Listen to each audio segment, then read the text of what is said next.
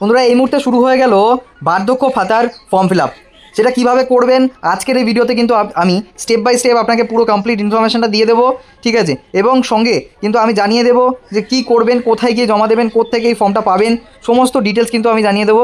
এবং কবে থেকে আপনার বার্ধক্য ভাতার 2000 টাকা মাসিক যে সেটা পাবেন আর্থিক সহায়তা, সেটাও কিন্তু আমি বলে দেবো। তো বন্ধুরা ইতিমধ্যেই কিন্তু যে সরকারের যে ক্যাম্প, ঠিক আছে, জনকল্যাণ শিবির, সেই শিবিরে গেলেই কিন্তু আপনি এই ফর্মটা ওখান থেকে পেয়ে যেতে পারেন। এবং ফর্ম পাওয়ার পরে কিন্তু আপনাকে step by step fill up করতে হবে এবং শেষে কোথায় গিয়ে জমা দেবেন, কী করবেন, সমস্ত ব্যাখ্যার বিষয় কিন্তু আমি বলে দেবো আপনাকে এই ভিডিওর মাধ্যমে।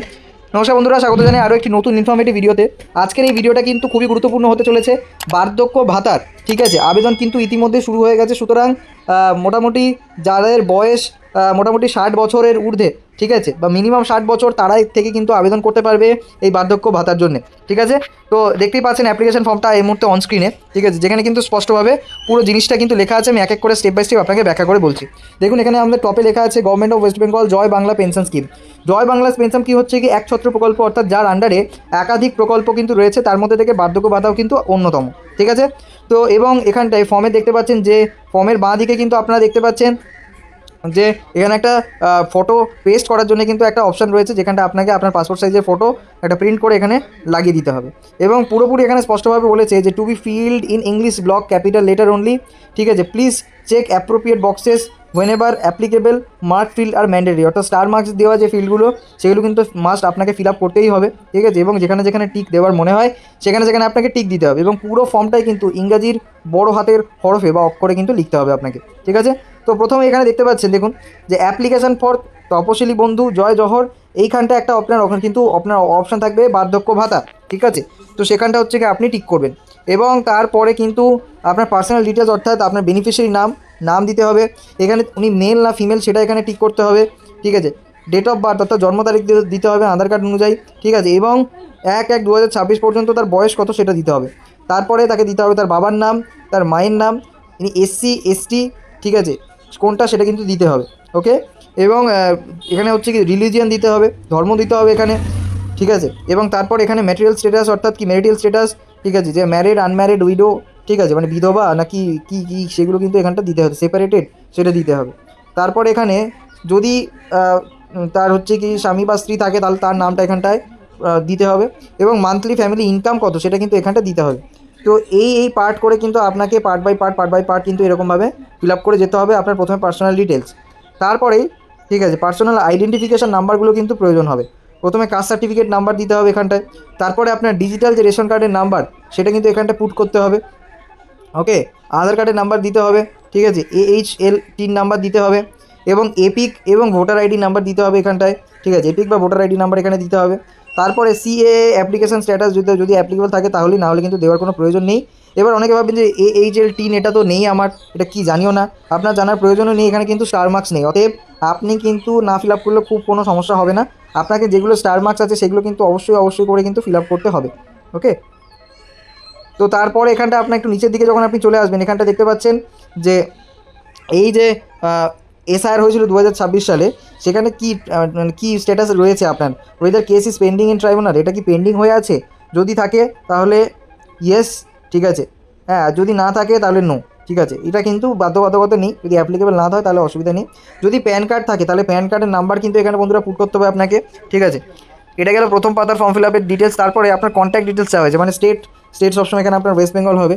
অ্যাসেম্বলি নাম্বার আপনি আপনার মোবাইল থেকেই জানতে পারবেন বা আপনার ভোটার আইডি থেকেই জানতে পারবেন, ঠিক আছে, আপনি কোন বিধানসভার অন্তর্গত, ডিস্ট্রিক্টে জানতে পারবেন, ঠিক আছে। পুলিশ স্টেশনটা কিন্তু কোনটা সেটা আপনাকে পুট করতে হবে। ব্লক, মিউনিসিপ্যালিটি, কর্পোরেশন সেটা কি সেটা কিন্তু এখানটা দিতে হবে। গ্রাম পঞ্চায়েত না ওয়ার্ড সেটা দিতে হবে। ভিলেজ, টাউন, সিটি কোনটা সেটা এখানটা দিতে হবে। হাউস এবং প্রিমিসিয়াস নাম্বার দিতে হবে আপনাকে এখানটায়। পোস্ট অফিস এখানটা হচ্ছে দিতে হবে আপনাকে। পিনকোড দিতে হবে, ঠিক আছে। এবং পশ্চিমবঙ্গে কত বছর ধরে আপনারা আছেন বা বসবাস করছেন সেটা দিতে হবে। মোবাইল নাম্বার দিতে হবে আপনাকে এবং ইমেল আইডি দিতে হবে। তো ব্যাস এই কয়েকটা ডিটেলস থাকলেই কিন্তু আপনারা আবেদন করতে পারবেন। এবং সঙ্গে সঙ্গে কিন্তু আপনাদের, ঠিক আছে, তারপরের যে সেকশন সেখানে কিন্তু আপনার ব্যাঙ্ক অ্যাকাউন্ট ডিটেলস কিন্তু এখানটা পুট করতে হবে, ঠিক আছে। পুরোপুরি দেখতেই পাচ্ছেন এখানটায় নিচে হচ্ছে কি ব্যাঙ্ক অ্যাকাউন্ট ডিটেলস বলে আছে, যেখানে আপনার ব্যাঙ্কের নাম এবং ব্যাঙ্কের নাম দিতে হবে এবং তারপরে ব্যাঙ্ক ব্রাঞ্চের নাম দিতে হবে এবং ব্যাঙ্কের অ্যাকাউন্ট নাম্বার এখানটা দিতে হবে। ঠিক আছে, প্রথমে এই কলমটাতে ব্যাংকের নাম, তারপরে হচ্ছে কি আপনার ব্রাঞ্চের নাম এবং ব্যাংক অ্যাকাউন্ট নাম্বার এখানটা দিতে হবে। তারপরে কিন্তু আধার লিঙ্ক ব্যাংক ফর ওটিপি মানে ফর ডিবিটি ক্রেডিট, অর্থাৎ আপনার সর্বোপরি ঠিক আছে সবসময়ের জন্যে আপনি যারই ফিল আপ করে দিচ্ছেন বা আপনি যদি নিজের জন্য ফিল আপ করেন, তাহলে প্রথম যে ক্রাইটেরিয়াটা হবে সেটা হলো আপনার মোবাইলের সঙ্গে, মোবাইল নাম্বারের সঙ্গে আধার কার্ড লিঙ্ক থাকা, এবং তারপরে কিন্তু আপনি ডিবিটি লিঙ্ক করে নেওয়া। ঠিক আছে, এনপিসিআই ওয়েবসাইট থেকে কীভাবে ডিবিটি লিঙ্ক করতে হয় ইতিমধ্যে কিন্তু আমাদের চ্যানেলে তার ভিডিও রয়েছে, আপনারা কিন্তু ওই চ্যানেলের ভিডিওটা থেকে দেখতে পারেন। এবং তারপরে কিন্তু এখানটা আইএফসি কোড দিতে হবে, এবং বাদবাকি আপনার এখানটা কিন্তু ডকুমেন্টসের একটা লিস্ট চাওয়া হয়েছে, যেটা কিন্তু আপনাকে সেলফ অ্যাটেস্টেড অর্থাৎ সিগনেচার করেই কিন্তু এখানটা দিতে হবে। পাসপোর্ট সাইজের ফটোগ্রাফ লাগবে, কাস্ট সার্টিফিকেটের আপনার একটা কপি লাগছে, ডিজিটাল রেশন কার্ডের একটা কপি বা জেরক্স লাগছে, আধার কার্ডের জেরক্স লাগছে, ভোটার কার্ডের জেরক্স লাগছে। ঠিক আছে, রেসিডেন্সিয়াল সার্টিফিকেট সেলফ ডিক্লারেশন লাগবে, কপি অফ ইনকাম সার্টিফিকেট লাগবে। ঠিক আছে, এবং কপি অফ ব্যাঙ্ক পাসবুক লাগবে। আদার্স বলতে প্লিজ মানে যদি কিছু স্পেসিফিকলি কিছু দেন তো সেখানটায় আপনি এইখানটায় মেনশন করতে পারবেন। এবং শেষে হচ্ছে কি এখানে সেলফ ডিক্লারেশন আছে। ঠিক আছে, এখানটা সেলফ ডিক্লারেশন আছে।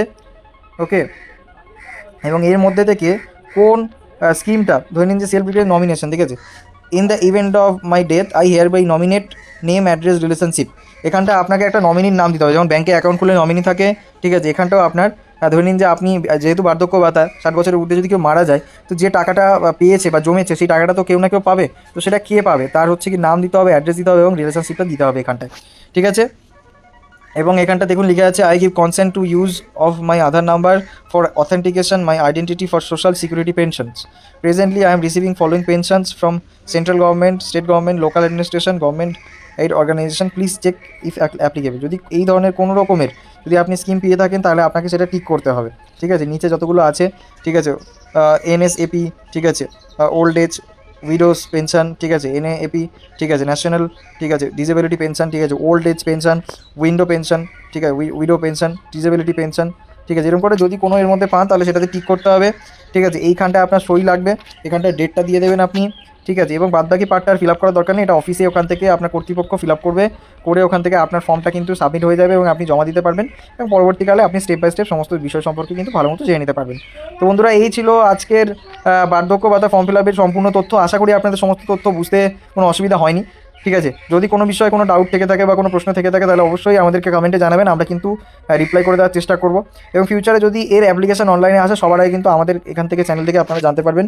সেখানে বারবার করে বলো বন্ধুরা, চ্যানেলে নতুন হয়ে থাকলে অবশ্যই চ্যানেলটিতে লাইক করে দেবেন, চ্যানেলটি সাবস্ক্রাইব করে বেল আইকন প্রেস করে দেবেন, যাতে ফিউচারে নতুন নতুন আপডেট সবার আগে আপনার কাছে পৌঁছায়। Till then, tata, bye bye, take care, ভালো থাকবেন।